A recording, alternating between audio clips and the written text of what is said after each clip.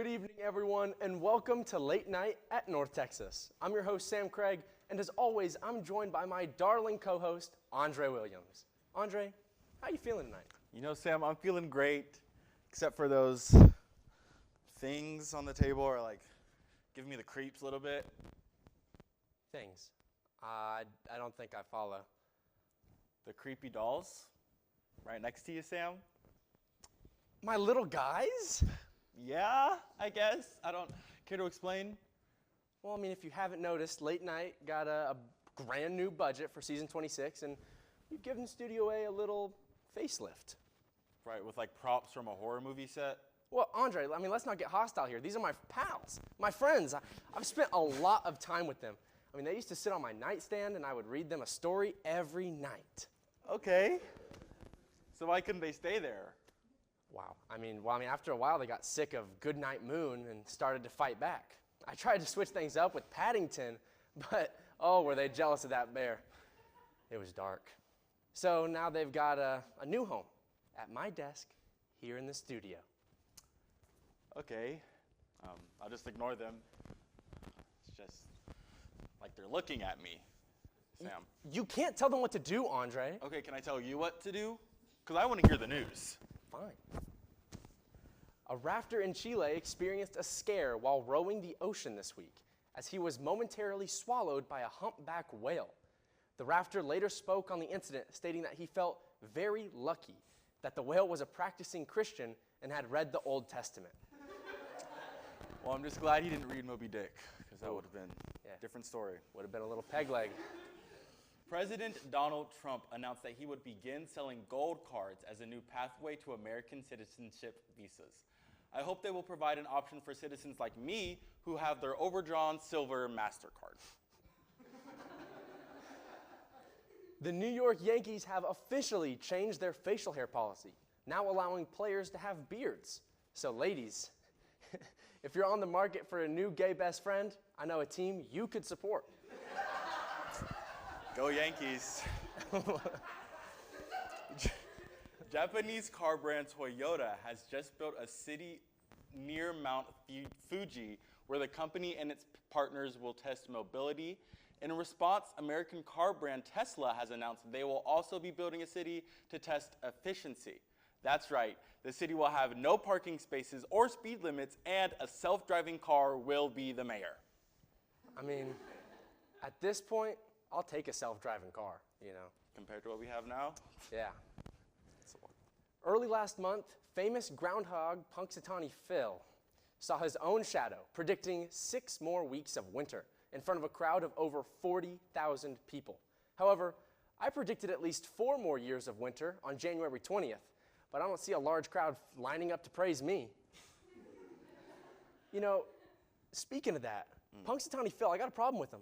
Really? Yeah, I mean, first of all, he's not even the most accurate groundhog. There's at least 15 groundhogs more accurate than him. Okay. So I mean, I can name the first one, Staten Island Chuck. You ever heard of him? No, you haven't. But I don't. Sam, 90%. He's accurate 90% of the time. You guys think I'm joking? You guys can look this up. Punxsutawney Phil is a fraud, and I'm tired of people like you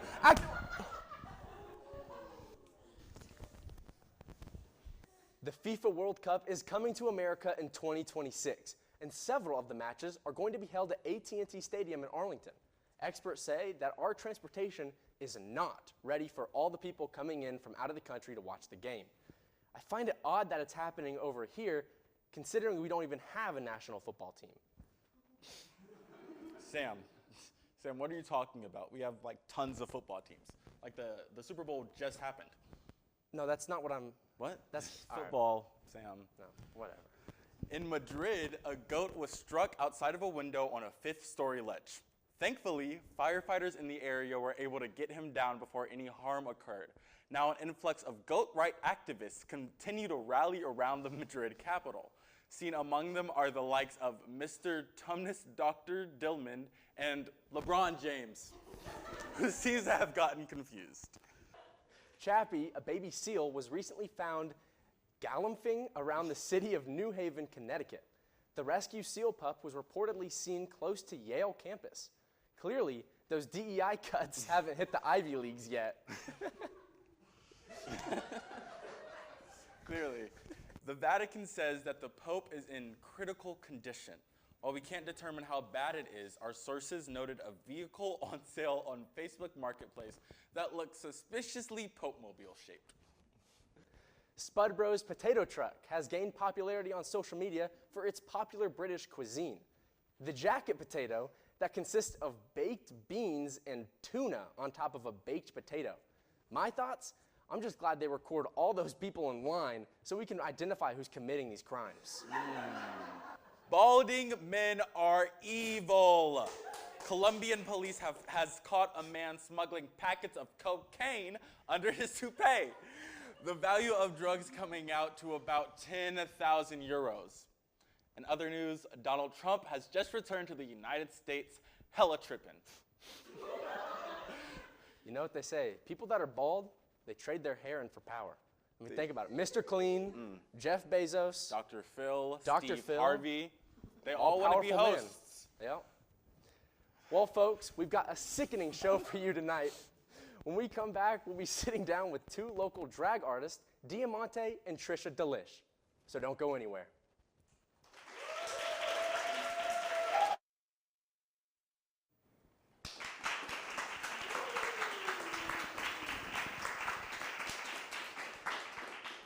Welcome back to Late Night at North Texas.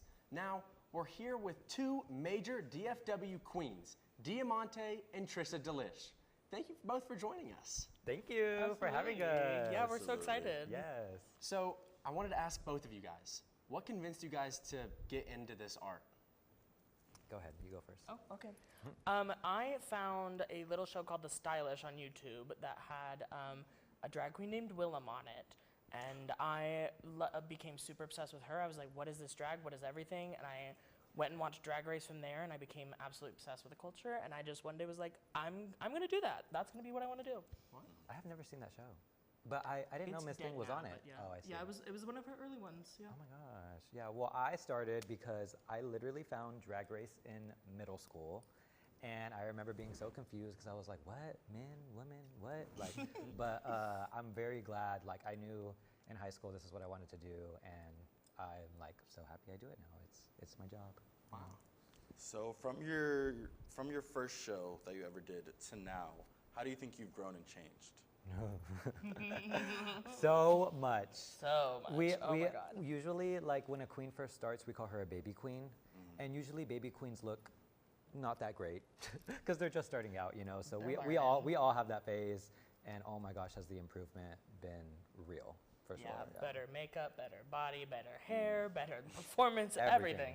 Everything has gotten better. Yeah. Just exponential, or is it a slow, you know, the makeup got a little better and then the clothes got a little better? I guess it depends on how dedicated you are, because sometimes, you know, people are like, oh yeah, like I perform only once in a while, or I only want to do it once in a while. But like for me, like I remember being like, oh no, I have a look planned for this day and for a show for that day, you know, so yeah, I guess it just depends. Yeah, absolutely.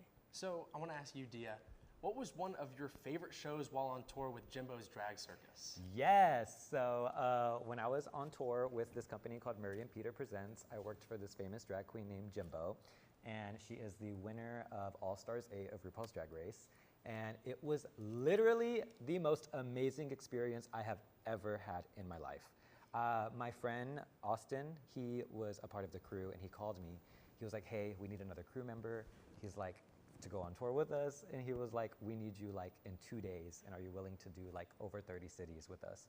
And I was like, yes. Like what? I thought about it at first, and then when I found out it was like really legit, I was like, yeah, this is what I want to do. And we did shows all over America and Canada, and it was amazing. Probably one of my favorite shows we had was, I remember Vegas was really fun. Vegas. And LA was like the really big one that everyone was like looking forward to. But like y'all, when I tell y'all I am such a theater geek, like I love audience applause, and I love hearing the audience like enjoy a show. And so like every night, I can't even lie, like I would tear up because I'm just like, wow, I'm a part of something that's so beautiful and bringing joy to other people, and we're traveling and being able to spread this. Like it was amazing. That sounds so much fun. Yeah. Trish, I have one for you. What do you think you enjoyed most after joining Glitter Bomb? Definitely the chance to grow. It was a really good show to get your footing and get kind of like strengthen yourself. The audience is very supportive and loving. It's a very strong community. So definitely, it pushed me to be better. Nice. So I have a question for both of you. Okay. And we talked a little bit before we went live. Okay. Y'all's names. Uh-huh. How did you guys come up with those names? I like this question. Would you like to go first? Yeah, I'll go first. So when I was in high school, I was in English class with Miss G, and she always got on to me for talking. And I remember being like, man, like, what do I want my drag name to be? And I was like, I really want it to be something like soft and feminine, like Gabby or Veronica. And then I was like, you know what? And I thought to myself, I was like, what is diamond in Spanish? And when I looked it up, I literally was like, that is it. I was like, that is my name. Diamante is diamond in Spanish, so Dia is my first name and Monte is my last name. That's so sick. Right? Okay. For me, it was, I always knew I wanted to be named Trisha because it was a like perfect trashy name where she's like, she could be a little fun, she could bring a party, she's probably gonna get a little drunk and throw up later.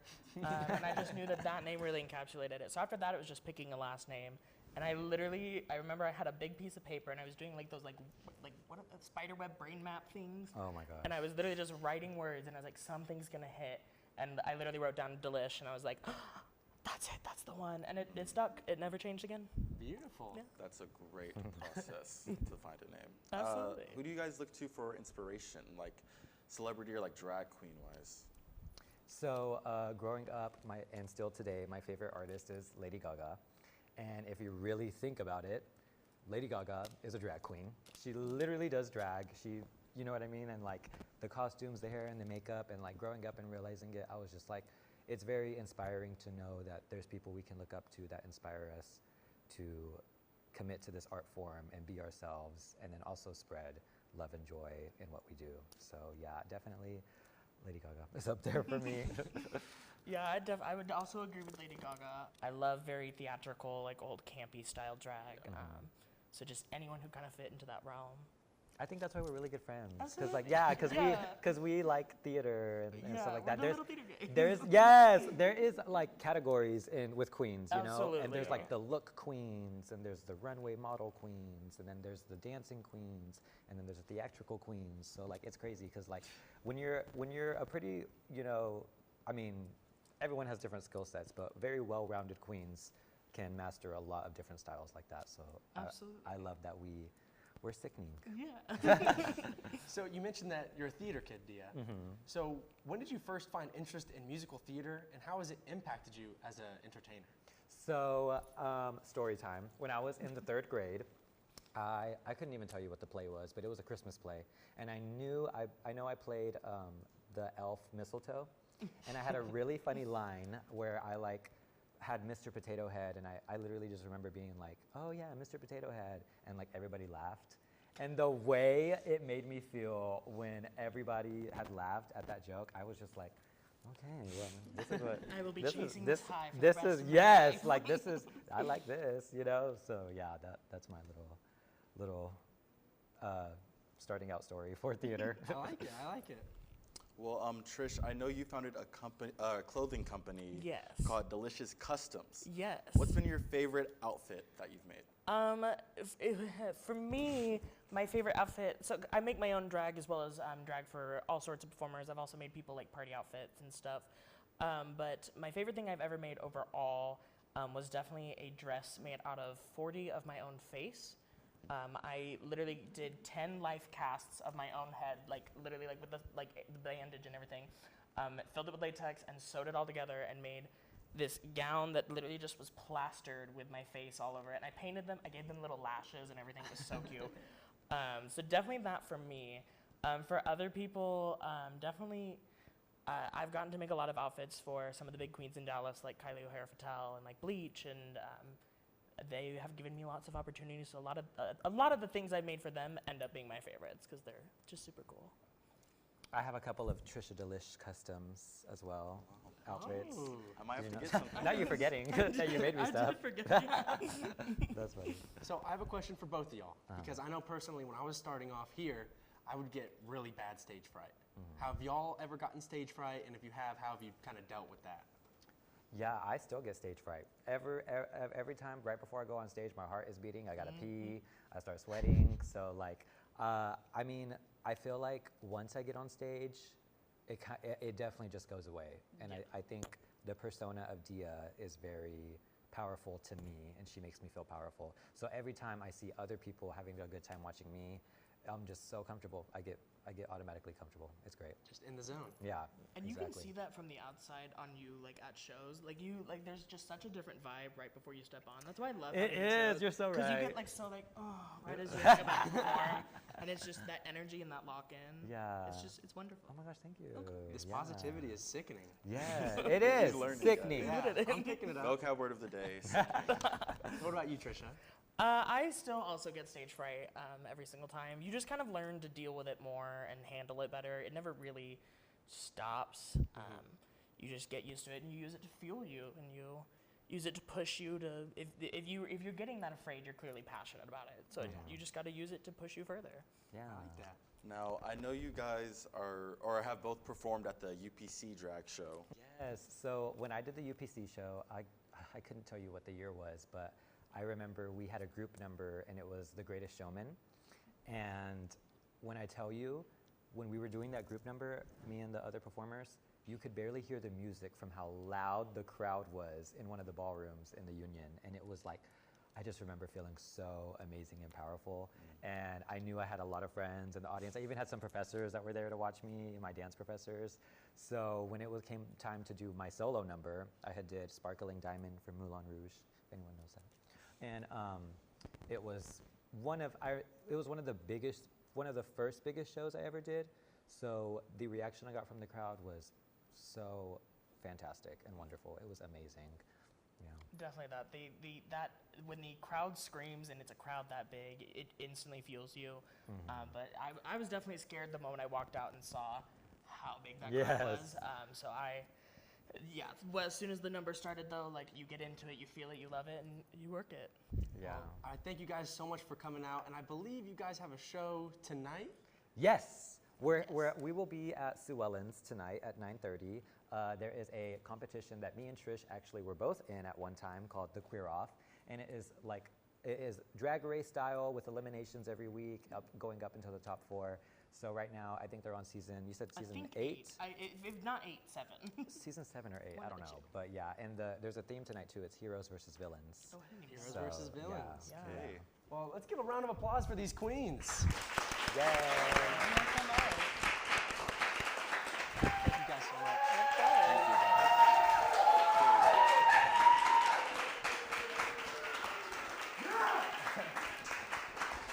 When we come back, our talent is going to show you how they slay in a brand new game.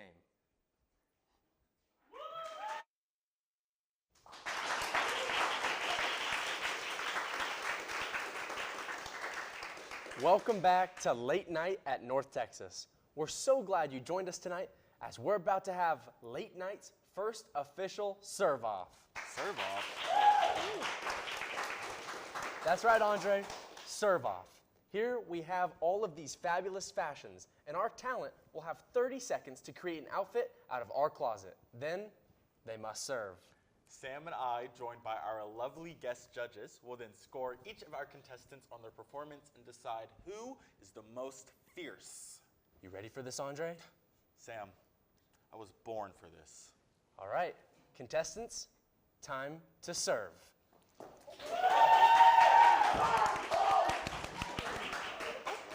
Oh, scary. Ooh. That got Drag is into not it. a contact sport. It is not, but it might be tonight. Might be tonight.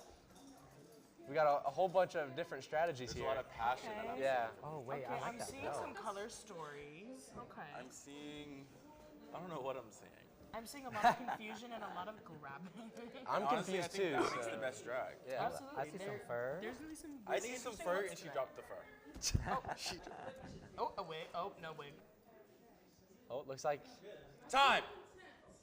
Okay. Okay, you guys will have about a minute to go and get prepared. Well, Are you gonna go? bye. See ya. Break a lash. Have fun. So, Queens, I want to know if you guys were doing this challenge, what would your strategy be? Grab the shiniest things. Shiniest sparkly, things? shiny, anything Sparkly, like that. shiny, hair, fur, anything big and bulky that you can kind of like puff up into something cute. Yeah. I also am always fascinated with like a little headpiece. Love a or a little headpiece, fascinator, you know what I yeah. mean? So I would be looking for something like that. Yeah, just clip something up on there, you know? Yeah. Yeah, I've seen a few outfits that I probably would have been like, yeah, taking that. Yeah, that one of the belts that somebody took might end up in my suitcase. Oh, yeah, that's fair. So I got a question for y'all, just out of curiosity. Of course. Yeah. How long did it take you guys to get ready? So I feel like an hour and a half to 2 hours is perfect Yeah. for me.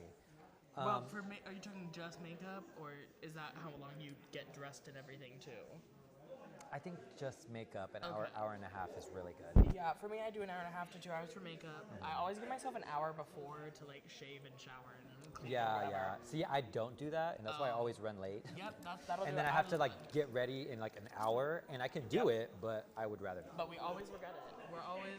I It's- hate when I rush myself and I get to the club and I'm like, that doesn't look right. Yeah, yeah. You like start picking. Yes. Yeah. That's actually not that bad. It's Like, really that's- not. really not. Well, and then when you first start, like when I first started, I literally would take like 4 hours. Yeah, then Oh, I and try And I every realized I was time. like, Yeah, you speed it up once you figure out more what you're doing, once you learn your thing. oh, all right now. Okay, little business, little executive. Executive with the BMO hat. Yes. Must be bright outside. Giving chic Chic librarian. I'll yes. take that. I'm yes. living for Okay. it. You better walk. Yes, the blue. That was and pink contestant number 1. one. Let's see number 2.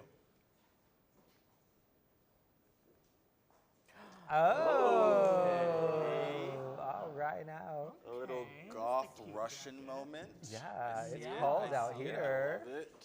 Ooh, with the fur. Oh, it's giving. Yeah. All right. Yes. Yes, Hey, thank you so much, contestant contestant number number two. 2. Let's see 3. Oh, come on, Cowboy Carter. Oh, yes. Love a little accent mask when you just pop You up. can tip that hat to me any day. Perfect, Yes. girl. Sickening.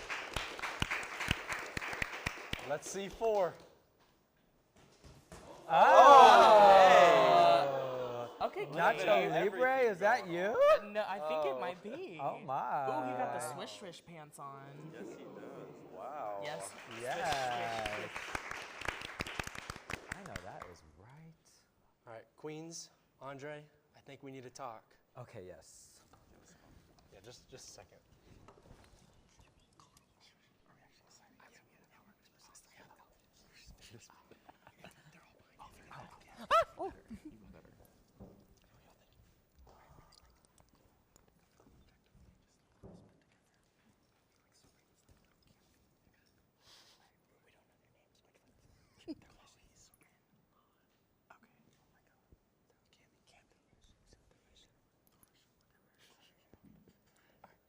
Can we get a round of applause for all of our queens?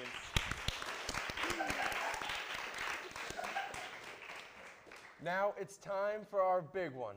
After much consideration, the judges have concluded that the queen, who will be crowned the winner of the first official late night serve-off is... Chloe! Give us a spin. Give us a spin. You ate my that God, up, yes. Chloe. Yes. Oh my beautiful. goodness. So sickening. And for your prize, you win this lovely baby doll. This little Yes, of course. Yes.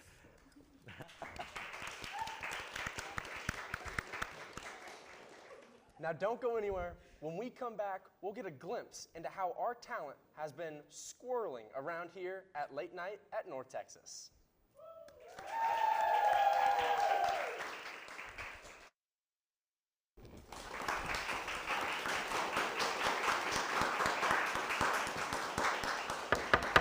Order! Order in the court.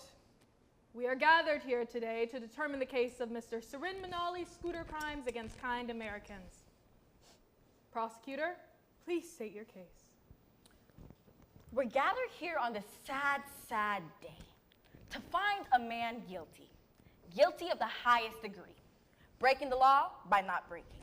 and my poor, sad defendant client has been violated in the worst way. And I ask you all this. Is this what we stand for? Is this the atrocity we allow in our great city of Denton, Texas? I see. And do you have any evidence that the defendant has done any of this? He's not even here, is he? Sorry, guys. I ran into someone on the way here. So, where do I charge my scooter? Pardon? I got a letter in the mail saying to charge my scooter here. The letter you got in the mail was to inform you you're being charged with scooter-related crimes. Me? Not to charge your scooter. Me? A criminal? I've only ever been kind. Well, there was that one time with the grandma, and that one time with the nun, and that one time with the squirrel. Hello, isn't this about me? Oh yeah, you! Didn't I run into you last week? How's your arm? Not good. Order. Now, defense, your response. Okay. And since there is no attorney present, I assume you're representing yourself? Yeah, So then your response to the accusation? I'm confused. My client claims that you ran her over the week of February 24th. Well, yeah, I probably did. I run over a lot of people, actually. Like last week, I saw my buddy from high school. With the scooter? No, just to catch up. He has a wife now and 7 kids. It's so fast. Life goes by so fast. Mr. Manali, please, now is not the time. I'd like to bring out a witness. Oh, objection! This is a squirrel. Does anybody else see this is a squirrel? We'd all appreciate if you were more sensitive with your language, Mr. Manali. She has a name. My bad, dog.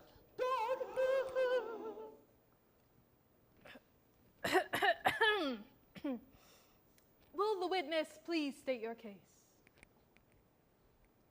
Last week, I was enjoying my lunch in a nice patch of grass. And suddenly, I look up and there's a madman approaching me at full speed on an electric scooter. I just had to look right and then left, and I didn't have enough time to run away. He ended up zooming over my tail and breaking it.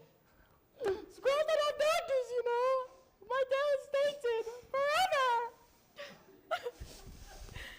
You're so strong, Queen. Mr. Manali, what do you have to say about this? Listen, I felt horrible. And I know I can't change the past, but I can change the future.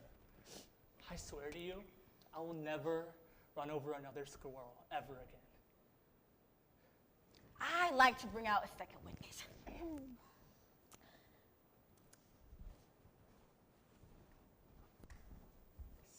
Well, I was walking to class on Tuesday, and then I was bombarded by Sirens speeding towards my direction. He knocked me over. And he didn't even say sorry. Like, what? The worst part is, he hit me when I was waving hello to him. I thought we were friends, Saran. Turns out I'm just someone in your way. So would you say that this incident caused you tremendous pain? Well, yeah. See, Your Honor, I believe I provided substantial evidence that Mr. Milani is a great danger to society. Well, let's ask the jury. Do you all believe that Mr. Manali is guilty of scooter crimes? Mr. Manali, you have been found guilty. Okay. Your scooter is to be confiscated, and you must now walk. No! You know how hard it is to walk one step at a time? No. That's the price you have to pay for your reckless behavior. You've hurt our squirrel friends one too many times. What? What? Hey man, I'm just paid to be here. Where's here? The Society of Concerned Squirrels. And now that you know who we really are, You won't be allowed to leave. Oh, this is nuts! Nuts! Yeah, nuts over there!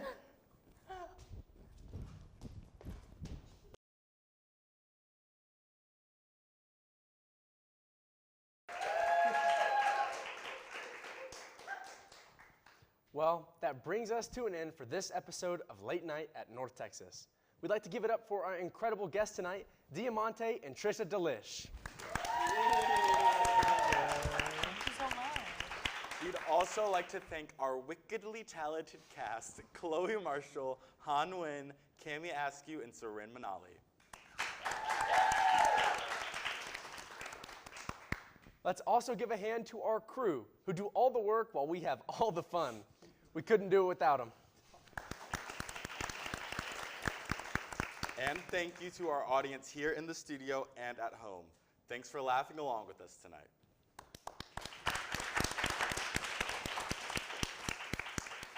For Late Night at North Texas, I'm Samuel Craig. And I'm Andre Williams. And this has been Late Night at North Texas. Good night. Yeah.